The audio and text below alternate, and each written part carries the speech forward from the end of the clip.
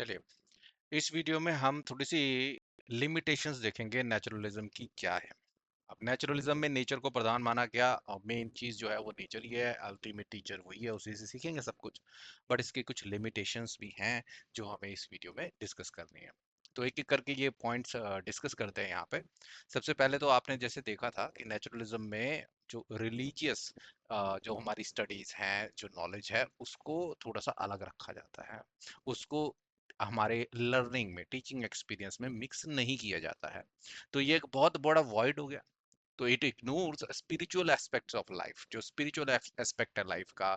और हमारे जो ज्यादातर जो मॉरल डेवलपमेंट होती है वो किसी भी रिलीजन के कारण ही होती है। मॉरल हमारे इथिक्स जो हैं वहीं से तो लिए जा रहे हैं, वहीं से ड्रिल डाउन होकर हमारे पास पहुंच रहे हैं। तो जब ये चीजें नहीं होंगी तो एक बहुत बड़ा गैप रह जाएगा हमारी रियलिटी को जानने में, सच को जानने के लिए। तो नेचुरलिज्म की पहली लिमिटेशन तो हो गई ये कि हम या इसमें इग्नोर करते हैं स्पिरिचुअल एस्पेक्ट को, जो बहुत बड़ा एक्सपेक्ट है लाइफ का। आप देखिए सेकंड क्या है, जो भी सब्जेक्टिव एस्पेक्ट्स ऑफ लाइफ है, जैसे आप कॉम्प्लेक्स इमोशंस की बात करें, जैसे गिल्ट होता है, ठीक है, या फिर कोई आदमी बोलता है कि I am looking for a purpose in life, एक एम्प्टीनेस दिख रहा है ना, लाइफ में पर्पस नहीं मिल रहा है। ये जो कॉम्प्लेक्स इमोशंस हैं ना, एग्जांपल्स के लिए दो लिए हैं यहाँ पर ये जो कॉम्प्लेक्स इमोशंस हैं हमारे, तो इनको हम क्या वही कॉज और इफेक्ट ही माने?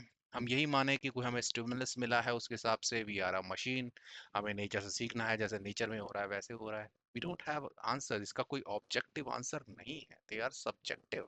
तो इसके ऊपर जो है ये जो नेचुरलिज्म है वो थोड़ा सा सपोर्ट नहीं कर सकता इन सब आइडियाज को, इन सब एस्पेक्ट्स ऑफ लाइफ को, बिकॉज वहां पे ऑब्जेक्टिविटी है, ये ना कॉज है और इफेक्ट है। तो यहाँ पर ये सब्जेक्टिव चीजें हैं, तो यहाँ पर थोड़ा सा इसकी कॉल नहीं आती है नेचुरलिज्म की। अब थर्ड पॉइंट यहाँ पर हो गया कि फोकस ऑन प्रेजेंट नीड्स, क्योंकि हमने देखा था नेचुरलिज्म में बच्चों को ये दिखाया जाता है कि फिजिकल वर्ल्ड से इंटरेक्ट करना है, तो जो प्रेजेंट नीड होगी बच्चे की वही एड्रेस हो पाएगी at that time. What he needs he will explore. But जो फ्यूचर नीड्स होंगी, जो अल्टीमेट गोल है लाइफ का, उसका क्या, है ना? तो यहाँ पर एक क्वेश्चन मार्क आ गया कि आप तो उसको बस जो वो एनवायरनमेंट में है उसी के लिए रेडी कर रहे हैं। आप जो आगे उसकी लाइफ में स्ट्रगल्स होने वाले हैं, जो लाइफ में उसको आएगा कि आप मुझे लाइफ में क्या करना चाहिए, is he ready for that? He is getting ready only for the immediate environment जो उसके आसपास है ना? फिर यहाँ पे फोर्थ पॉइंट आ जाता है नेचुरल कॉन्सिक्वेंसेस। जिस तरह से हम नेचुरलिज्म में बात करते हैं कि बच्चा खुद सीखेगा कि अगर वो कुछ गलत करता है तो उसको उसका गलत भुगतान देना पड़ेगा, उसके साथ गलत होगा ही। बट ये तो बहुत रिस्की सिचुएशन हो गई, है ना? जैसे हम फ्रीडम को वो लाइसेंस ही समझने लग पड़ा कि आप गलत कर सकते हो, एक तरह से कह सकते हैं आप खुद समझ जाओगे। तो इस तरह से तो हम उसको एक तरह से लाइसेंस दे रहे हैं कि वो कुछ भी कर सकता है। जैसे फॉर एग्जांपल लीजिए कि अब वो ब्लेड के साथ बच्चा जो है वो खेल रहा है, और हम यहाँ पर बैठकर नेचुरलिस्ट टीचर बोलता है कोई बात नहीं, ये हाथ काटेगा अपना, खून निकलेगा तो अगली बार नहीं करेगा। Is it true? हम क्या हर एक चीज ऐसे ही करते हैं? क्या आग को देखने के लिए कि भाई आग में हाथ डालेंगे जल जाता है, तो उसके लिए अंदर हाथ डाल के देखते हैं? नहीं, we learn from the experience, right? हम दूसरों से भी सीखते हैं कि ऐसा नहीं करना चाहिए।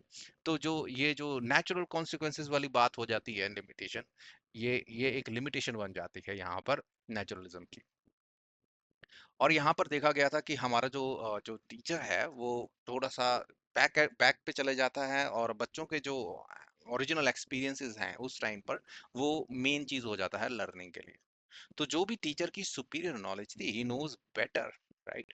तो वो तो इग्नोर हो गई पूरी तरह से, है ना? May be he new better, उसके जो भी एक्सपीरियंस थे वो उससे सिखा सकता था, है ना? तो वो चीजें दरकिनार हो गई इस तरह की फिलॉसफी में।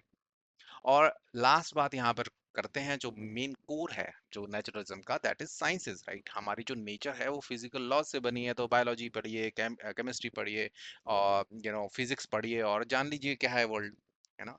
बट हम देखते हैं हर एक साइंटिस्ट, हर एक साइंस, हमारी जो साइंटिफिक है उसका तो लिमिटेशन है, they don't know many things. जितना हम जानते हैं उससे कई चीजें हम नहीं जानते हैं। Like for example a simple question that why we are born, हम इस दुनिया में क्यों हैं? अब उसका भी कॉज इफेक्ट करके आप आंसर देंगे, but whether your your knowledge, जो आपकी जो क्यूरियोसिटी है वो शांत होगी उससे? क्या आप मान लेंगे उस चीज को? तो इस तरह की जो साइंस की ही कुछ लिमिटेशंस हैं, तो how can we truly believe that जो भी साइंस बोल रही है वही रियलिटी है? तो ये थोड़ी सी लिमिटेशंस के बारे में थोड़ा सा डिस्कस किया। इससे आगे जो वीडियो होगा वो हम आइडियलिज्म पे जाएंगे। जो थोड़ा सा जो भी हमने सब्जेक्ट यहाँ पर डिस्कस किए हैं, जो यहाँ पर लिमिटेशंस हैं, वो उसके मेन पॉइंट्स बन जाएंगे। That will be become the answers to what this limitations are. इससे पहले भी कुछ वीडियोस हुए हैं नेचुरलिज्म के, वो देख देख लीजिए आप। और उसके बाद let's see the next video, let's see the next video of on idealism. Thank you.